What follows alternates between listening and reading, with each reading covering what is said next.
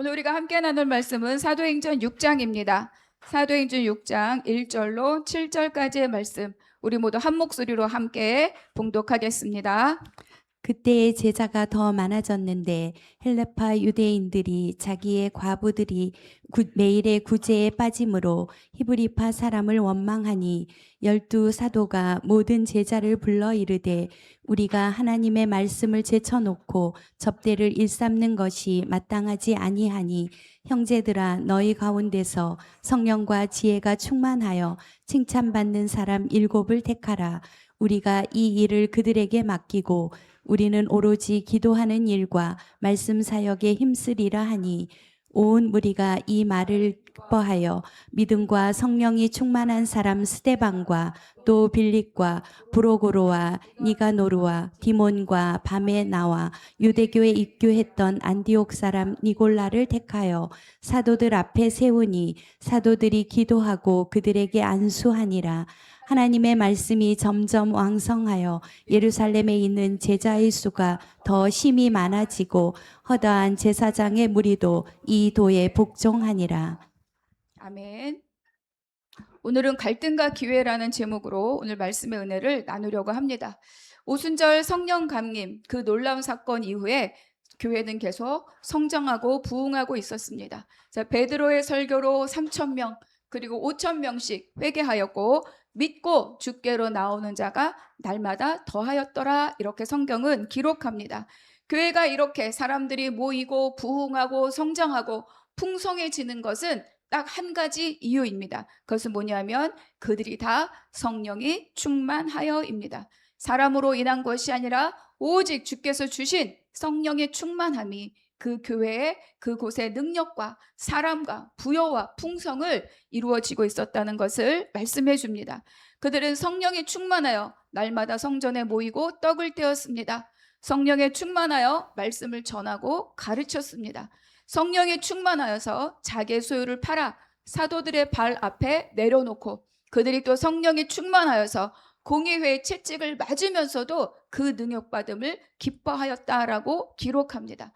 그러니까 어떤 것도 사람의 의지나 열심이나 누구의 어떤 한 인격에 의존한 것이 없이 오직 성령에 충만하여 지금 교회가 이루어지고 성장하고 있음을 우리에게 말씀해 줍니다.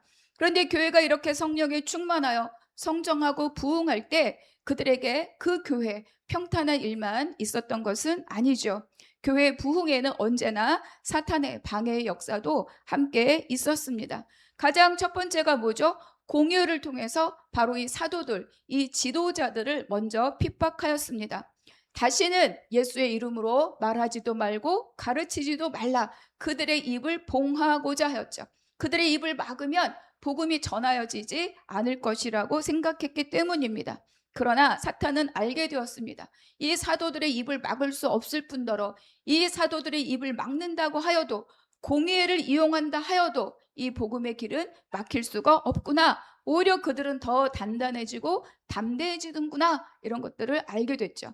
교회 역사에서도 외부적인 핍박이 있을 때 교회가 더 단단해지고 알차지고 순결을 지켜왔다는 것을 우리는 교회사 안에서도 여러 번 많이 증거할 수 있습니다. 그 다음에 사탄은 어때요? 교회 내부로 그들의 눈을 돌리죠. 교회 내부를 흔들려고 시도합니다. 아나니아와 삽비라처럼 그 무리 안에 있으면서도 명예심과 인정받는 그런 마음에 사로잡힌 사람들을 통해서 교회와 성령을 속이는 일을 벌이고 시도합니다. 사실 그런데 이런 일들이, 외부의 공격보다 이런 일들이 더 무섭습니다. 이런 일들은 은근히 스며들고 은근하게 번지고 그러면서 교회의 힘을 조금씩 잃어버리게 하기 때문입니다. 근데 하나님은 이 일을 아주 명확하게 밝히셨죠. 그래서 교회에 있는 묻는 무리들 뿐만 아니라 외부에 있는 사람들조차 하나님에 대한 경외심, 그 두려움을 알게 하셨습니다. 우리가 믿음의 삶을 살 때 가장 중요한 것은 바로 하나님 앞에서 사는 삶입니다. 사람은 속일 수 있습니다. 그리고 때로는 사람의 마음을 내가 조정할 수도 있고 가끔 그 마음을 살 수도 있습니다. 그런데 그 모든 것들이 하나님 앞에서 정직한 것이 아니라면 언젠가 그것은 밝혀지고 드러날 수밖에 없습니다. 사건의 전모가 밝혀지기도 하고 또는 그 속에 품었던 그 생각과 마음이 드러나게 되는 거죠. 저는 과거에 어떤 한 사람을 굉장히 정죄했던 적이 있어요. 판단하고 정죄하고. 나이는 저보다 어렸지만 그러나 학교 기수는 저보다 빠른 후배이면서 동시에 선배인 그런 전도사였습니다. 제가 그 친구를 바라보면서 이 사람 참 비겁하다. 이런 마음을 가졌던 적이 있어요. 그런데 어느 날 제가 시간을 지나가면서 보니 그 사람에 있었던 그 연약함, 그 비겁함이 내 안에도 동일하게 있다는 것을 깨달은 적이 있었습니다. 그리고 또 한 번 이런 사건이 있었어요. 제가 학교를 다니는 동안에 저희 동기 전도사로부터 굉장히 모진 소리를 들었습니다. 정말 평생 그렇게 모진 소리를 들은 적이 없었어요. 그리고 왜 그런 말을 하는지조차 알 수 없었죠.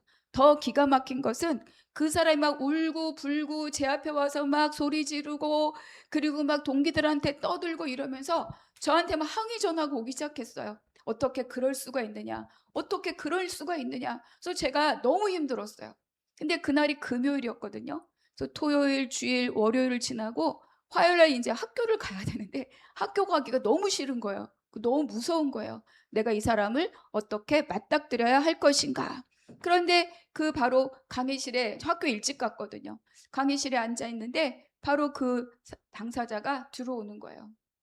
순간 어떡하지? 이런 마음이 있었는데 그 사람이 바로 내 앞에 와서 나를 끌어안고 울면서 미안하다 사과하는 일이 있었습니다.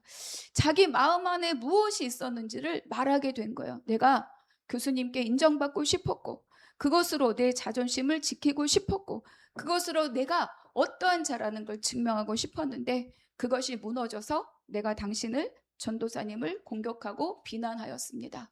그리고 그것이 너무 당연하다고 생각했는데 그날 돌아가서 주일 사역을 하고 있는데 그 부서 안에서 정말 똑같이 놀랍게 복붙하는 것 같은 사건을 경험하게 된 거예요. 그것을 역으로 경험하면서 자기의 마음이 어떠한 건가, 내가 왜 그랬는지 자기의 마음을 보게 되었다고 고백하였습니다. 그것으로 아주 어색할 뻔했던 그 관계와 마음들이 다 녹아졌어요. 그 친구 미국 가서 공부 열심히 하고 돌아왔고 지금 지방에 있는 대학에서 강의하고 있습니다. 근데 이 일은 저에게 있어서는 굉장히 오래된 일이지만 우리가 인생을 살아가면서 가정에서나 일터에서나 학교에서나 교회 안에서 이런 일들을 경험하게 됩니다. 저는 정말 여러 번 많은 경우에 걸쳐서 내가 비난했던 말들이 그대로 내 자신에게 돌아오는 경험들을 합니다.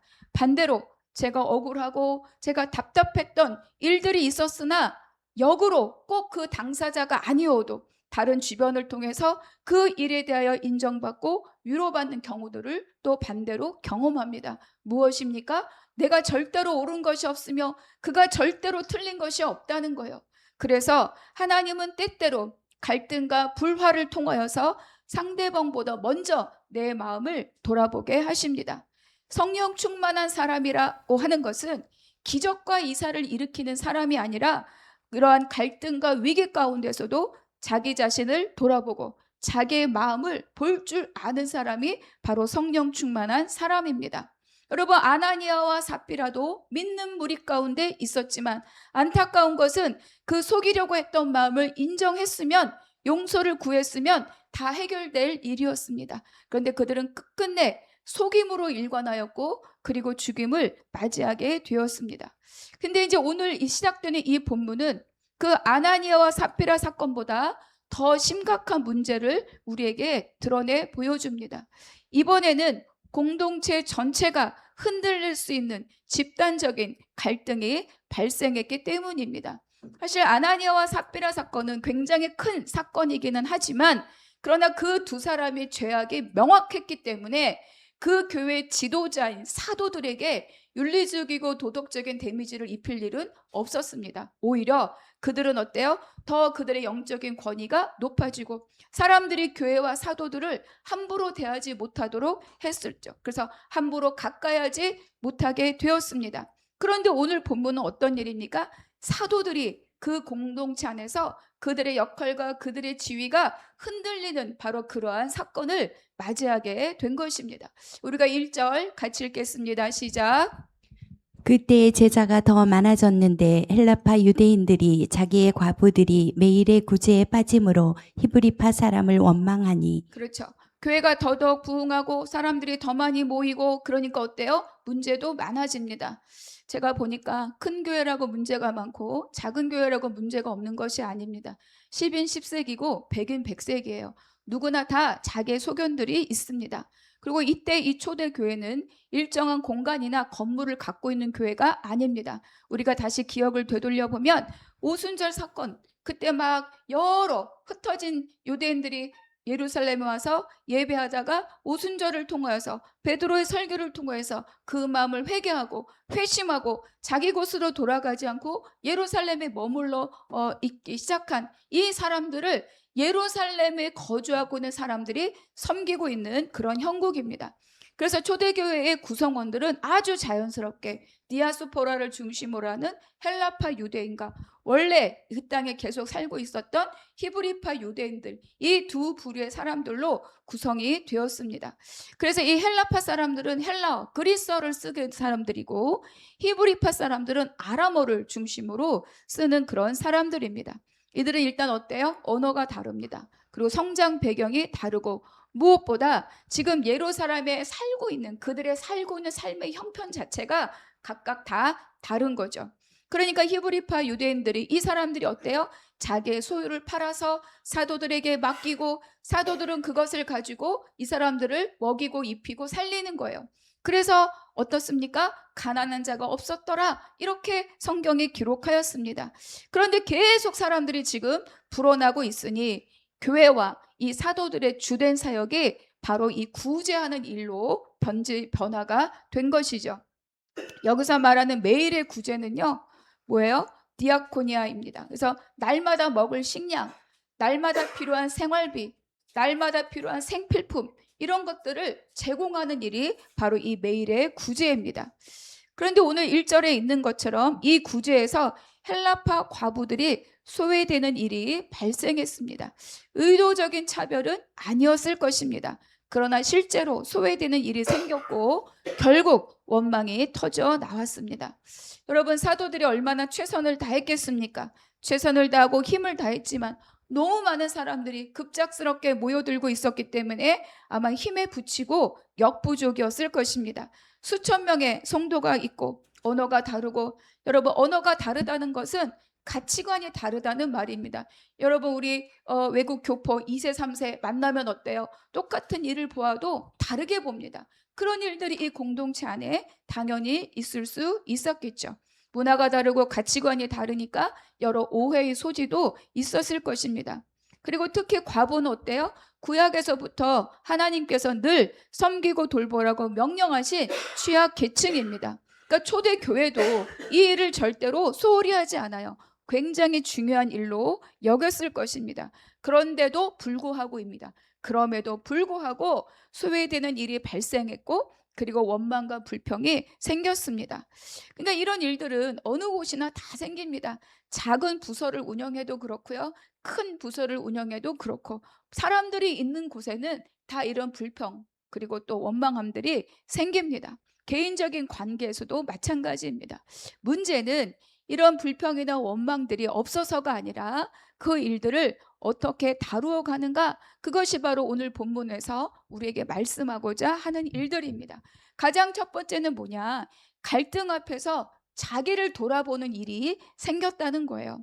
2절 함께 읽겠습니다. 시작. 12사도가 모든 제자를 불러 이르되 우리가 하나님의 말씀을 제쳐놓고 접대를 일삼는 것이 마땅하지 아니하니. 여기서 모든 제자는 곧 모든 성도들을 의미합니다. 그러니까 사도들은 이 문제를 몇 사람을 놓고 의논한 것이 아니라 모든 공동체 앞에서 이 문제를 함께 다루었습니다. 그리고 지금 자기들이 어느 일에 치중하고 있는지를 밝히고 그리고 자기들의 한계를 인정합니다. 사도들이 본래 사명은 뭐예요? 말씀을 전하고 가르치는 일이었죠. 그리고 기도하는 일이었습니다. 그런데 지금 접대에 집중하고 있다라고 자기들이 무엇을 하고 있는지 밝힙니다. 여기서 말하는 접대는 우리가 생각하는 그런 접대가 아니에요. 접대라는 단어가 갖고 있는 뜻은 상, 식탁. 개들도 주인의 상에서 떨어지는 부스러기를 먹습니다. 그때 상이 바로 여기서 나오는 접대와 같은 단어입니다. 그러니까 이 문장을 공동 번역은 이렇게 번역합니다. 식량 배급에만 골몰하는 것이 옳지 못합니다. 이렇게 번역하죠.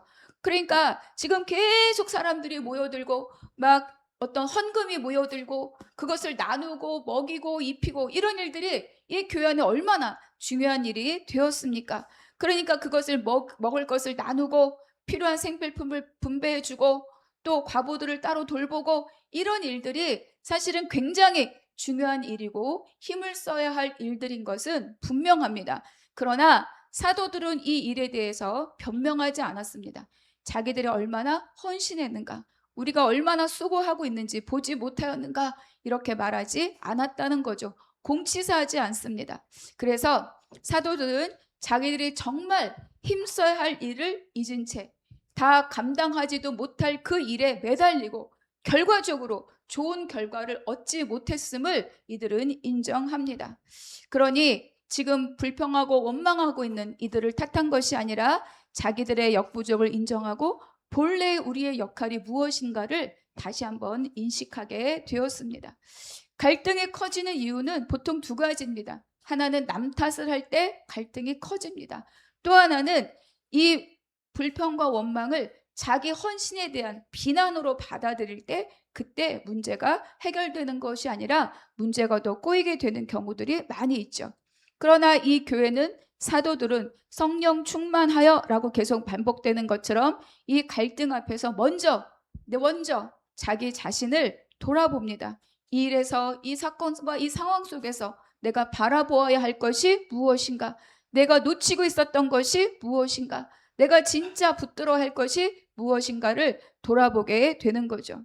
갈등은 불편합니다. 그 갈등은 마음이 아파요. 그 갈등은 굉장히 마음을 쓰리게 하죠. 그러나 이 갈등이 이 교회에서처럼 하나님 앞에 자기를 돌아보는 기회가 될 수 있습니다. 이 갈등을 맞이했을 때 교회 안에서 어떤 일들이 벌어지고 있는가? 이 갈등이 사람을 세우고 교회가 성장하는 기회가 되었다는 것입니다. 우리 3절 같이 읽겠습니다. 형제들아 너희 가운데서 성령과 지혜가 충만하여 칭찬받는 사람 7을 택하라. 우리가 이 일을 그들에게 맡기고. 자, 이 일은 교회가 한 단계 성장하는 일이 되었습니다. 사도들은 사람을 세우는 일에 집중했고 사람을 세우는 기준을 분명하게 했어요. 여기서 뭐라고 말씀합니까? 성령과 지혜가 충만하여 칭찬받는 사람 이렇게 말하고 있습니다. 여러분 이렇게 수천 명이 모이잖아요. 아무리 가난한 과부가 많다 할지라도 이 정도 인원이 모이면요. 문벌 좋고 학벌 좋고 스펙 좋은 사람들이 덜어는 있게 마련입니다. 그런데 그런 조건이 이 초대교회는 하나도 해당되지 않았습니다. 성령과 지혜가 충만하다라는 이 기준이 다소 모호한 기준일 수 있지만 그 뒤에 뭐가 나옵니까? 칭찬받는 사람이라는 단서가 붙죠. 이거는 객관성과 그리고 공동체성을 의미합니다. 우리 교회도 교회에 중직을 세울 날이 곧 있을 것입니다. 그때 정말로 성령과 지혜가 충만할 뿐만 아니라 사람들에게 칭찬받는 사람이 넘쳐서 서로를 세워줄 수 있는 그런 교회가 되기를 바랍니다. 우리 출애굽기 18장에 보면 지금 장정만 60만이 넘는 그 출애굽한 백성들을 이끌고 가는 모세가 굉장히 지쳐 있었어요. 아침부터 밤까지 재판하고 있었기 때문입니다. 그때 그 모세의 장인 이드로가 바로 이 모세에게 조언합니다. 출애굽기 18장 21절의 말씀 함께 읽겠습니다. 시작. 너는 또 온 백성 가운데서 능력 있는 사람들 곧 하나님을 두려워하며 진실하며 불의한 이익을 미워하는 자를 살펴서 백성 위에 세워 천부장과 백부장과 50부장과 10부장을 삼아. 능력 있는 사람을 뽑으라 그래요. 근데 능력 있는 사람이 뭐냐? 하나님을 두려워하며 진실하며 불의한 이익을 미워하는 자입니다. 세워진다는 것은 우리가 권세를 갖는다는 거예요. 세워진다는 것은 권력을 갖는다는 뜻입니다. 어떤 형태로든. 그런데 그가 불의한 이익을 탐하는 순간부터 그 공동체의 정의의 시련은 물 건너가게 되는 거예요. 많은 교회들이 재정으로 문제가 일어나는 경우들이 너무 많습니다. 누군가가 맡은 자가 하나님을 두려워하지 않고 정직하지 않고 불의한 이익을 부끄러워하지 않기 때문입니다. 그리고 다 자기 생각, 자기 주장이 옳다고 믿기 때문인 거죠. 그런데 여기서 하나님을 두려워하며 진실하며 불의한 이익을 미워하는 그 사람을 뭐라고 말하느냐? 능력 있는 자다. 이렇게 말하는 거예요. 여러분, 불의한 이익을 미워하고 거절할 수 있는 것이 능력입니다. 사람들의 말에, 세상의 말에 휘둘리지 않고 진실할 수 있는 것, 그것이 영적인 능력입니다. 하나님을 두려워하는 것, 그것이 바보 같고 어리숙한 것이 아니라 바로 세상을 이기는 능력임을 믿으시기를 바랍니다. 이렇게 해서 사람들이 세워지죠. 그리고 그 백성을 모세와 더불어서 함께 이끌어 갑니다. 이 원리, 여러분 나중에 스데반 설교에서 이 출애굽한 공동체를 광야교회라고 스데반이 말해요. 그 광야교회의 원리가 지금 그대로 이 초대교회의 원리로 주어지는 거죠. 그래서 하나님은 언제나 하나님의 사람을 통해서 하나님의 일들을 이루어 가십니다. 세상의 어떤 권력과 세상의 명예와 지위가 모양만 바꾼 채로 교회 안에 그대로 들어올 때 교회가 복음의 순전함을 지켜가기가 어렵다는 것을 우리는 교회 역사 안에서 너무나 잘 알고 있습니다. 교회가 공인되는 순간부터 교회가 썩어가기 시작했다고 많은 교회사 학자들이 증언합니다. 그래서 건강한 교회를 세우고자 하는 모든 교회는 무엇을 했느냐, 또 중요하게 보지만 그가 말씀 앞에 있느냐, 그가 기도하고 있느냐, 그것을 공동체의 칭찬으로서 점검하고자 하는 거예요. 그래서 지금은 많이 바뀌었지만 한때 형제교회나 공동체 교회에서는 신학을 한 사람이 아니라 그의 평생을 공동체에서 검증하고 온 공동체가 이 사람이 충분하게 자격이 있다라고 인정할 때 그 사람을 교회의 목회자로 세우는 그런 공동체도 있습니다. 뭐 세력은 없지만 지금도 그런 공동체들이 있죠. 그러니까 중요한 것은 뭐예요? 그 사람이 하나님 앞에 정직하며 진실하며 그리고 공동체 영적 유익을 끼치는 사람인가? 이것이 중요하다는 것입니다. 그러나 아무리 양육체계를 만들고 아무리 훈련체계를 만들어도 그것은 다 뭐예요? 사람이 만든 제도일 뿐이고 아무것도 완벽한 것은 없습니다. 그러한 제도는 최소한의 걸음망일 뿐 그것을 했다고 해서 하나님 앞에 온전한 사람이 됐다라는 보장은 없다는 거예요.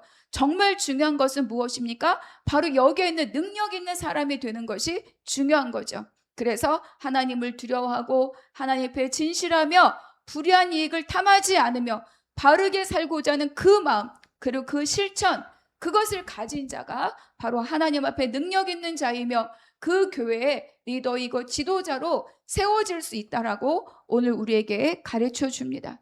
그래서 정말로 우리 교회는 모든 순간순간마다 정말로 성령과 지혜가 충만하고 서로 칭찬받고 함께 성장해가는 복된 자들이 되기를 주님의 이름으로 축복합니다. 지금 아무것도 아닌 것이 문제가 아닙니다. 지금부터 준비할 때, 지금부터 하나하나 쌓아갈 때, 하나님이 지금이라고 말씀하실 때, 그때 우리가 함께 일어설 수 있게 될 줄로 믿습니다. 그리고 이 공동체 안에 어떤 일이 있는가? 세워진 자에게 위임합니다. 우리 4절, 5절, 6절 길지만 우리 함께 읽겠습니다. 시작. 우리는 오로지 기도하는 일과 말씀 사역에 힘쓰리라 하니 온 무리가 이 말을 기뻐하여 믿음과 성령이 충만한 사람 스데반과 또 빌립과 브로고로와 니가노르와 디몬과 바베나와 유대교에 입교했던 안디옥 사람 니골라를 택하여 사도들 앞에 세우니 사도들이 기도하고 그들에게 안수하니라. 사도들은 사람들을 세웠을 뿐만 아니라 그들에게 일을 맡겼어요. 안수하였다. 그들에게 권한이 위임되었다. 이렇게 지금 기록하고 있습니다. 이러한 일들을 통해서 7명의 사람이 세워졌습니다. 우리 너무나 잘 알고 있는 스데반, 빌립 이런 귀한 인물들이 세워진 거죠. 이 7사람의 특징이 뭐냐면 모두가 다 어때요? 헬라 이름을 갖고 있어요. 그러니까 이들은 다 헬라파, 유대인이라고 볼 수 있습니다.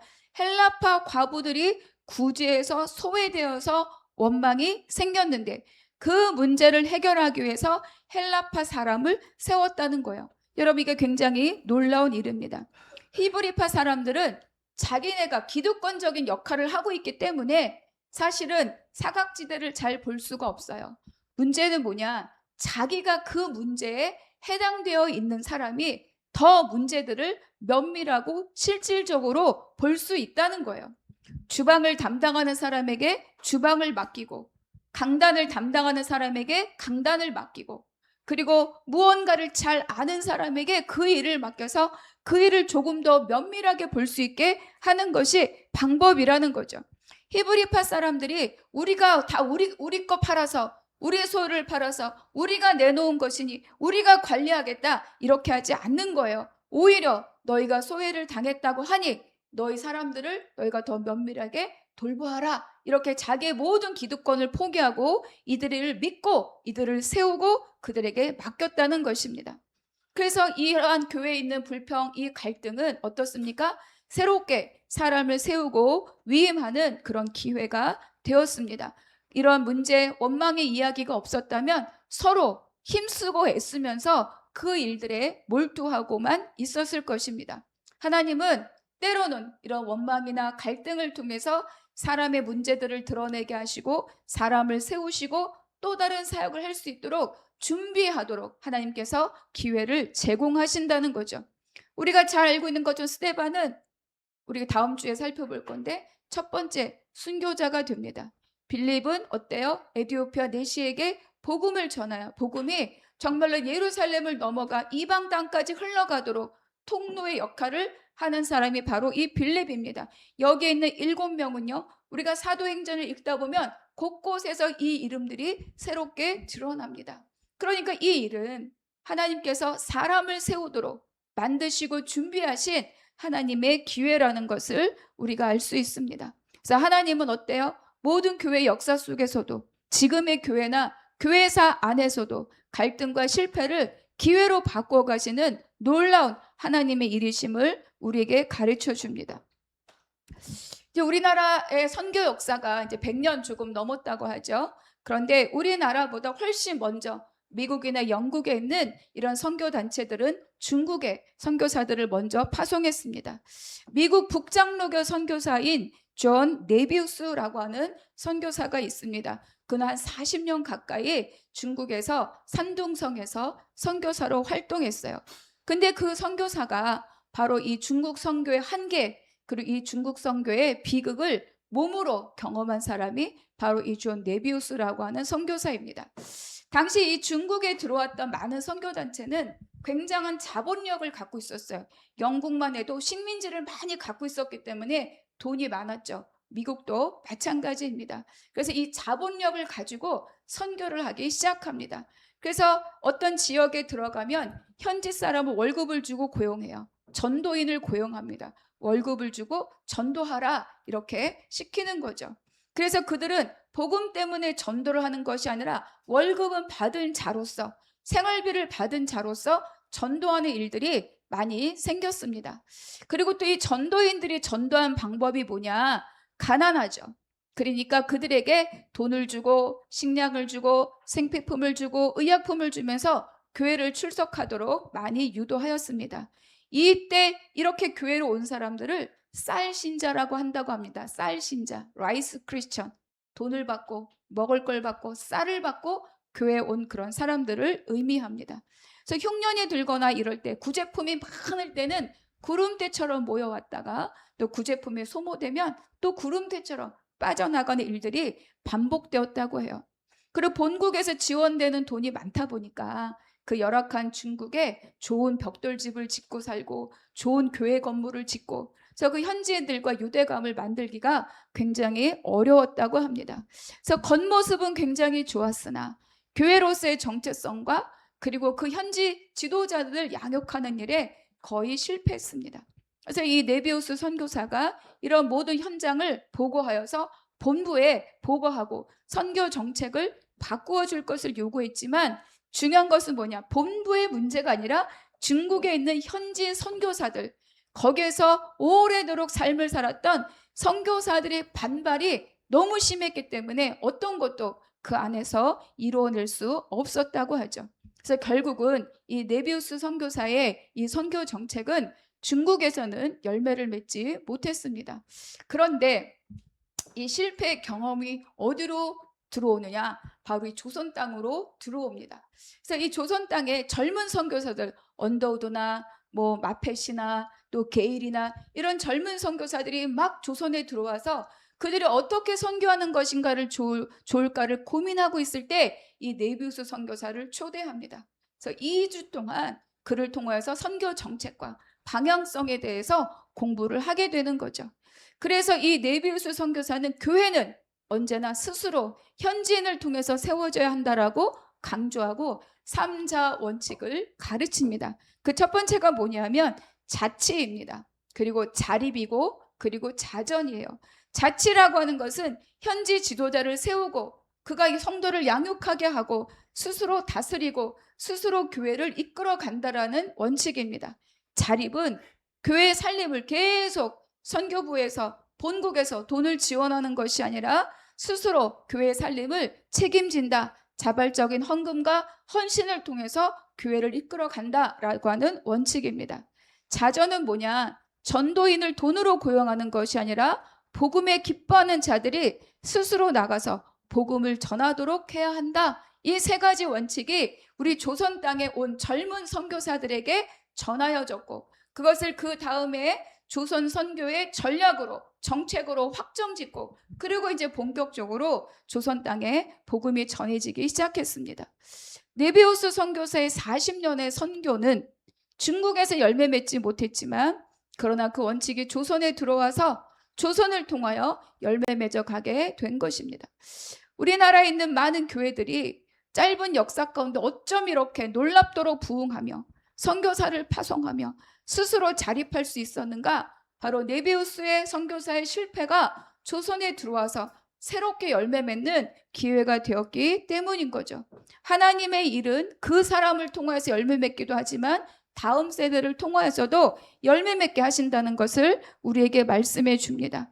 그래서 이러한 원칙들에 의하여서 뭐 지금은 다 교회가 자체적으로 미국에서 원조받고 이런 교회 우리나라는 없죠. 그런데 그때 막 이렇게 자발적으로 세워진 교회들, 유명한 교회들이 많이 있습니다. 황해도에 세워진 소래교회도 그렇고 평양에 세워진 장대현 교회도 그렇고 서울에 유명한 세문안교회, 정동제일교회, 교단은 다르지만 이런 교회들이 선교사들이 시작했으나 결과적으로 조선의 지도자들 그리고 조선 성도들의 헌금 이런 걸 통해서 세워진 교회들입니다. 그리고 우리 한나무교회 설립 예배 때 제가 보여드렸던 바로 서도중앙교회도 그러한 교회 중에 하나입니다. 그래서 전부 다가 자립하고 자치하고 자전하면서 교회가 부흥하기 시작했던 거죠. 서도중앙교회는 가난한 어부들이잖아요. 지금은 이렇게 연결되어 있지만 1인 1원 헌금 정책을 썼다고 합니다. 근데 이 1원이 얼마냐? 지금의 가치로 따지면 한 3일에서 5일 일당이라고 해요. 뭐 기능에 따라서 일당의 가치는 다를 수 있겠죠. 그리고 또 황해도까지 배를 타고 가서 소나무를 벌목해서 끌고 와서 지은 그런 교회라고 합니다.